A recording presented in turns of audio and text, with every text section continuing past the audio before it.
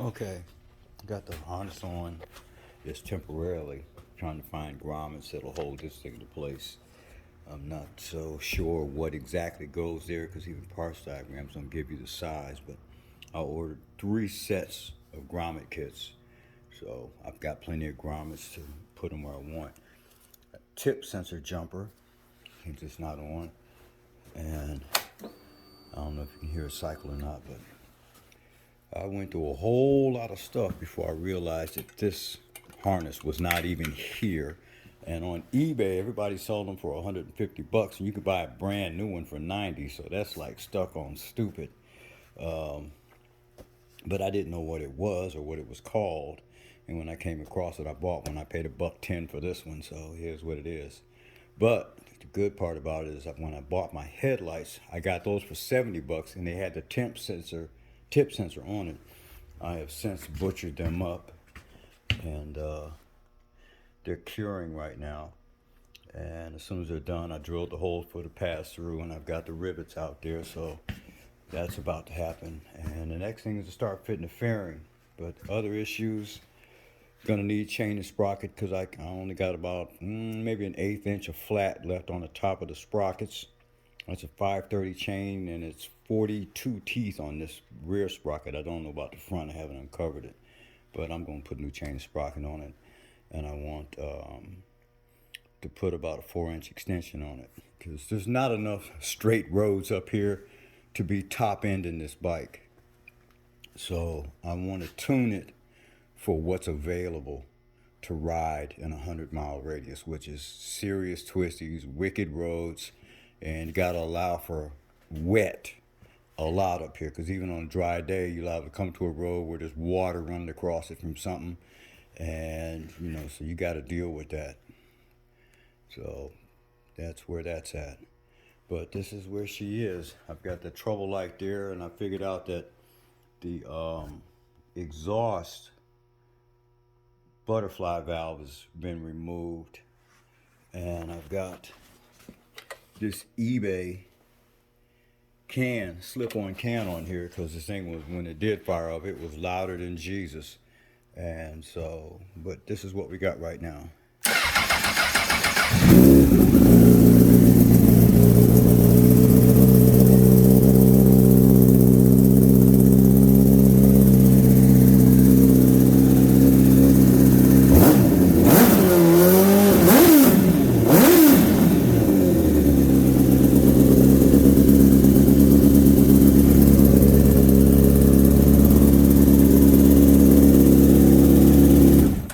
So, that said, there's no smoking, there's no popping.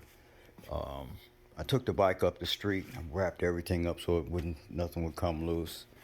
And I took it up the road about 3 miles, and it felt absolutely dangerous. The power band on this thing is just crazy. But that's what we got. And now, once I get done with the headlights, I'm gonna start fitting the plastic. And starting with the cowl, because if the cowl ain't right, the rest of it ain't gonna be right. Everything runs back off the cowl. So it goes on first, comes off last. So I'm also looking at how to tie into these switches, because one of these is low beam, one is high beam, and the new headlight system has a low and a high on each bulb, and they have their own ballast, etc. So what I'm researching now is the required amperage to run the system, because I want to run it off the same circuit, but probably need a heavier fuse. I don't know. I got to feel what the amp draw is. If anybody knows what that is, point me in the right direction. And that's where I'm at. Got a tail section coming. I needed this pan, and I couldn't find a pan under $100. And the one that I did find, that I decided to get, had the pan and the subframe. So that's what I got. So I'm gonna have a spare sub. This stuff is coming off. There ain't never gonna be no passengers on this. I ain't waving nobody else's booty at nobody. All this yellow and black stuff, all of this stuff came off eBay. This came off eBay. These came off eBay. These, all this because none of this, well, the remnants of it are here, but wasn't happening. There was no plastic on the bike. This came off eBay. All this stuff down here, the master, which is dripping because I got a bad banjo washer on that.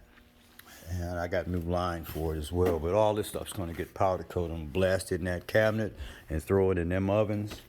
So everything will be the same.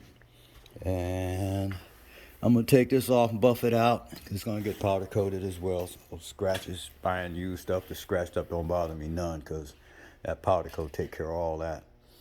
I don't know how I'm going to clean up the frame. I might go ahead and skin it with that carbon wrap. I don't know.